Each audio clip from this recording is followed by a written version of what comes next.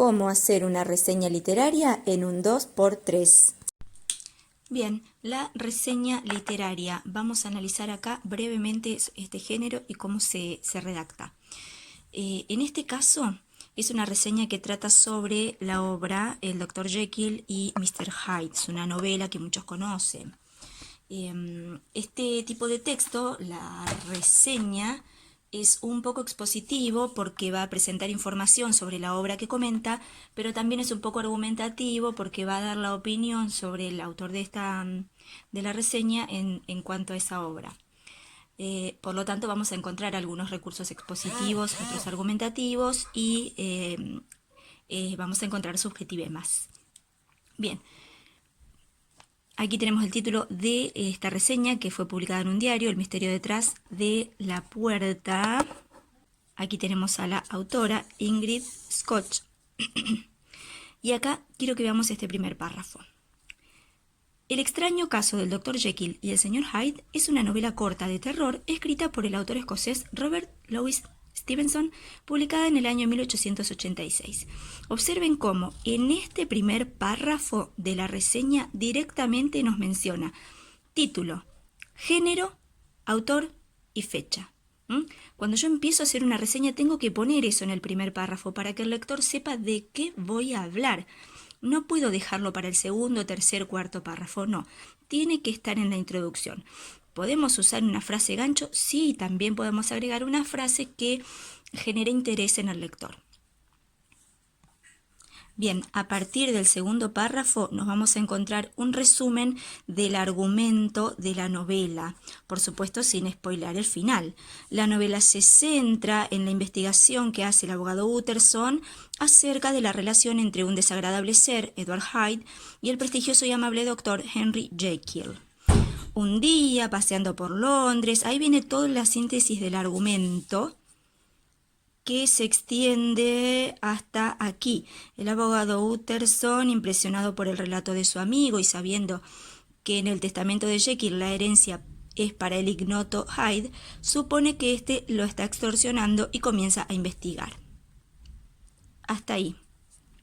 Así se establece el inicio de la intriga, que se desplegará durante 90 páginas con un ritmo ágil y un estilo narrativo elegante.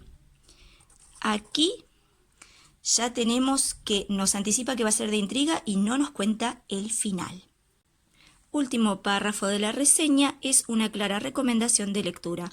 Esta novela puede ser leída y disfrutada en pocas horas. Es un claro ejemplo de novela gótica que se adentra en los campos de la ciencia ficción y profundiza en el tema de la dualidad de las almas y el tema del bien y el mal dentro de cada ser humano. De modo que aquí tenemos el cierre con la recomendación.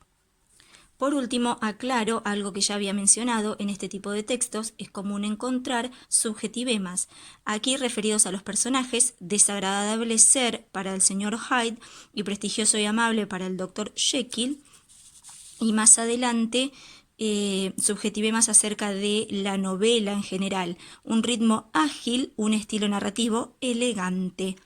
De esta manera es como se arma una pequeña reseña literaria. Bien, volviendo al tema de la reseña literaria, observemos esto. ¿Es esto una reseña literaria? No, si bien tiene las partes que se necesita para armarla, no constituye una reseña porque esto son los elementos de una novela. Se ha tomado la novela La Metamorfosis de Franz Kafka y aquí tenemos un argumento completo de la historia, referencias a cuál es el tipo de narrador, qué género constituye esta novela, cómo está estructurada. Decíamos, resume la idea esencial, las temáticas, describe a los personajes y menciona los espacios. Pero no es esto una reseña literaria, porque esto es nombrar los segmentos o los elementos que se necesitan para conformarla. Con todos estos datos, sí se puede hacer una reseña. Tendría que nombrar en el primer párrafo título de la obra, autor, género, alguna referencia a la fecha de publicación, y en los siguientes párrafos mencionar algo del argumento sin anticipar el final, analizar en los siguientes párrafos temáticas, personajes, etc. y cerrar con una breve recomendación. De modo que esto sirve para elaborar una reseña. En resumen, estos son los elementos de la estructura de la reseña: introducción, biografía, argumento, temáticas, recomendación y valoración. Recordemos que para que esto se transforme en un texto de análisis literario, tendremos que agregar uno o varios ejes de análisis acerca de la obra, que pueden estar incluidos luego del argumento o después de las temáticas. Finalmente vamos a incluir las fuentes de investigación.